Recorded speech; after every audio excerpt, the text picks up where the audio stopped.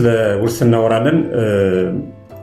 ባለፉት ቪዲዮ ላይ ስለ ድርሻ መተው ሪዩኒኬሽን፣ ድርሻን መልቀቅ፣ አሳይመንት ኦፍ ሼር በተመለከተ እነዚህ በኢትዮጵያ ሕግ ያሉ ኮንሴፕቶች በአነጋገር ሲታዩ አንድ የሚመስሉ ነገር ግን በሕግ ሲተረጎም ግን የተለያየ ነገር የተለያየ አውድ እንዳላቸውን በተመለከተ ተነጋግረን በክፍል 1 ላይ ድርሻን ስለመልቀቅ ወይም ስለ ሪዩኒኬሽን አውርተን ነበረ። በዛሬ ቪዲዮ ደግሞ ድርሻን ስለመልቀቅ እናወራለን። ያኛው ድርሻ ስለመተው ነው፣ ይሄኛው ደግሞ ድርሻን ስለመልቀቅ እናወራለን። የህግ አማካሪና ጠበቃ ፍቃዱ በቀለ ነኝ። ድርሻ መልቀቅ ትንሽ ለየት የሚያደርገው ነገር ድርሻን ከመተው ለየት የሚያደርገው ነገር ይሄ ድርሻ መልቀቅ የሚባለው ነገር ወራሹ ውርሱን አክሴፕት አድርጓል፣ ተቀብሏል።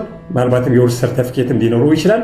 ነገር ግን ከወራሾች ጋር በመሆን እኔ ይህን ውርስ ድርሻ አልፈልግም ይቅርብኝ ብሎ ለተተኪ ወራሾች ወይም ደግሞ ኮሃየርስ ወይም ደግሞ ከእሱ ጋር ተመሳሳይ ደረጃ ስታተስ ላላቸው ወራሾች መተው ወይም ደግሞ መልቀቅ ነው የሚባለው። እሱም ሲለቀላቸው ነው ድርሻ መልቀቅ የሚባለው ማለት ነው። አንድ ነገር እዚህ ላይ ግንዛቤ እንድትወስድ ይፈልጋለሁ። ድርሻ ከተለቀቀ በኋላ ወይም ድርሻ ከተተወ በኋላ ሪቮከብል ነው፣ መመለስ አይቻልም። ይሄ እኔ አሁንስ ድርሻዬን ከለቀቅኩ ወይም ከተውኩኝ በኋላ ሳስበው ለካ የከተማው ማስተር ተለውጧል፣ ይሄ የውርስ ድርሻ አሁን ዋጋው ጨምሯል፣ ገንዘቡ ከፍ ብሏል እና ስለዚህ መልሳችሁ ስጡኝ ብሎ ማለት አይቻልም። ምክንያቱም እነዚህ ሁለቱ ድርሻ መልቀቅም ሆነ ድርሻ መተው እነዚህ ሁለቱም ነገሮች በሰነድ የሚከናወኑ ናቸው። ማለት እፍርታ መሆን አይቻልም ማለት ነው። አንዴ ከሰጣችሁ በኋላ ወይም አንዴ ከለቀቀ ወይም ከተወ በኋላ ተመልሶ ማድረግ አይቻልም።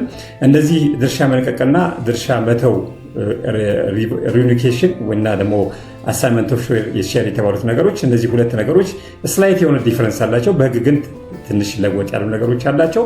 እነዚህም በተመለከተ ከቪዲዮ ኮሜንት ስር በዝርዝር አስቀምጬላችኋለሁ። ኢንስትራክቲቭ ስለሆነ አስተማሪ ስለሆነ ኤጁኬሽናል ስለሆነ እንድታገኙበት በማለት አስቀምጫለሁ። ቪዲዮውን እስከመጨረሻ ስለተመለከታችሁ እንጂ አመሰግናለሁኝ።